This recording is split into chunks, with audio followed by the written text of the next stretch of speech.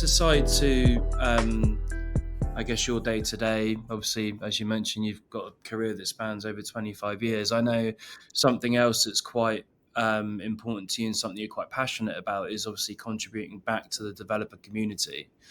Um, I know you've got a kind of strong background within Scala development. You've done a lot of talks and you're quite well immersed within that world. Um, what kind of, I guess, motivated you to want to start doing that and kind of reaching out to people within your own world and I guess maybe contributing to open source projects in the past and these sorts of things?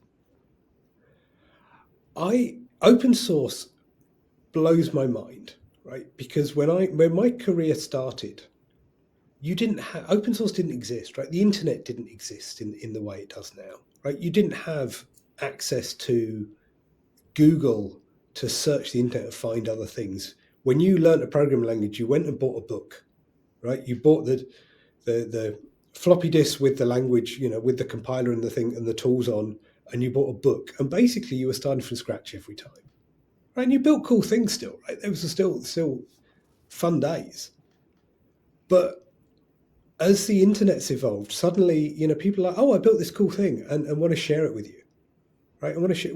We love sharing stuff with other people. Everybody does, right? Whether you're a software developer, an artist, whatever it is, people like building things and making things, and people like other people using those things, right? Don't just take software. Take 3D printing.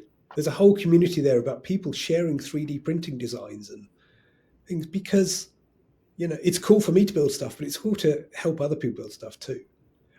How did I get into it? I was lucky. One of my work colleagues and friends at the time had started contributing to something, and we started talking about it. And he got me involved in a project, and then he was like, "Oh, we should talk about this at one of the conferences." So we did, and it was a terrible talk. It was just, looking back now, it was the classic early talks, right? I was all over the place, mumbling away. And one of the things that I did at that point is I realized that I did care about this. I did want to share, and then I worked to get better at it. So I found Toastmasters, which is a great way to learn those public speaking skills, and I've kept doing it. And I've met so many friends and colleagues and community out there just going to conferences and meeting people, because who doesn't love talking about stuff you care about, right? True. Find the communities to go and talk about the stuff you care about, whatever it is, right? If you care about something, from ecology to software, right? Whatever it is, there'll be a community of people out there. And with the internet now, that community can be world spanning, right? And you can go and talk to people and experiment and play with ideas the world over. And open source is just my space for doing that with software, which is something I care about. And are there any particular kind of meetups or conferences or I guess communities that you'd like to talk about on here today or maybe promote for anyone who maybe has operated in the Scala world or they're looking to come through and they want to talk to kind of like-minded people? Yeah, so I'm gonna add one point here, which is yes, I'm a Scala developer, and this almost goes back to the neurodiversity point, right? The people tend to be religious about which programming language they do, and it's kind of a bit odd, really. But there's a fundamental truth, right?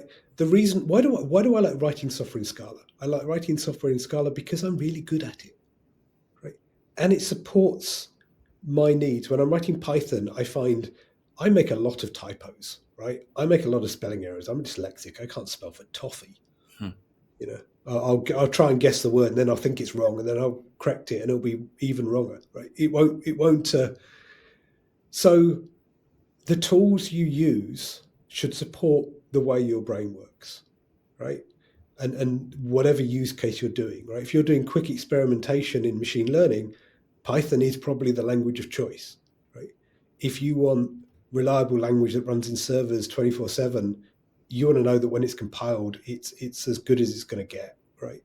And you use the language to protect you from yourself. So I like Scala because it fits my mental model.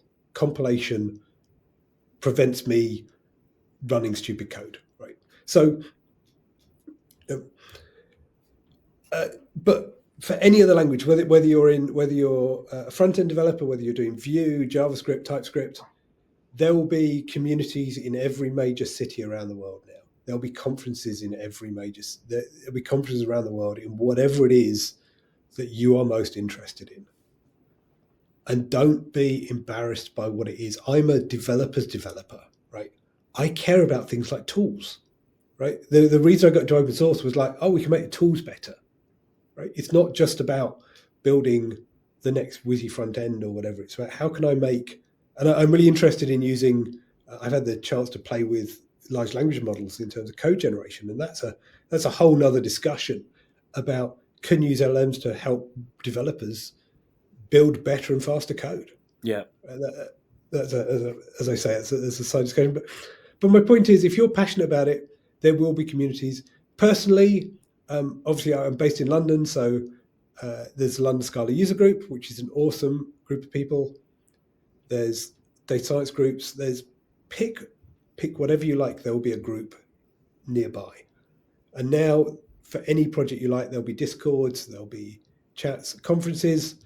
I will be submitting talks to a few of the Scala conferences that are coming back to life this year. So Scala Days will be one of them, and I think there's some others happening. I'm not sure which ones yet. So there's lots of. You've got to take a chance and go out there. Just go, and you don't need to be. You don't need to be talking if you don't want to. If it makes you uncomfortable, just go. Find your community and talk to people because you'll love it. Yeah, definitely. It's good advice. Certainly for more kind of junior folks or maybe grads that are looking, they're probably at that crossroads out now where they're looking at jobs, their career, they're looking at various different languages, what road they want to go down. And I think you're right. I've had this a lot over the years. Obviously, I've been doing this a long time and spoken to many, many software engineers, and some are more obsessed with their particular kind of coding language, if you like, more than others. Others are very kind of, I guess, focused on using the right tool for that problem at hand, which is, I guess, what you're referring to. Yeah. If I want to write reliable system software for the inside of Linux or something, Rust is probably the right answer, right? It gives you protections that Python won't, right? It gives you, each of these languages are trade-offs in their own space. Some are fast developed, some are more reliable, some, the very type-safe languages are designed to not allow a bunch of errors that can occur in other languages. So you can build very reliable systems in them. But that may not be your focus, right? I want to build a quick game that runs on the web, right? Well, JavaScript, right, or TypeScript, right? Use whatever works for whatever domain you're in, but go deep. Whatever it is you're currently into, I use languages. Most of the languages I use still exist technically, but aren't being used on a daily basis, right? Most people, I could mention languages that people aren't using. Ball and Delphi still exists. That was my first commercial language, but there's not many people coding in it now. Languages evolve, so languages will change over your careers. Don't be afraid of that. Just dive in. But whatever it is you're doing, I always say to people, it's like, what should I do? It's like, have that sort of T-shaped experience, right? Or sort of M-shaped experience where you have a broad knowledge. So have a bit of knowledge of everything, but have depth in a few places, right? But don't be afraid to go and learn, right? You'll spend half your life learning new things. Just go and embrace it. Go and learn new things.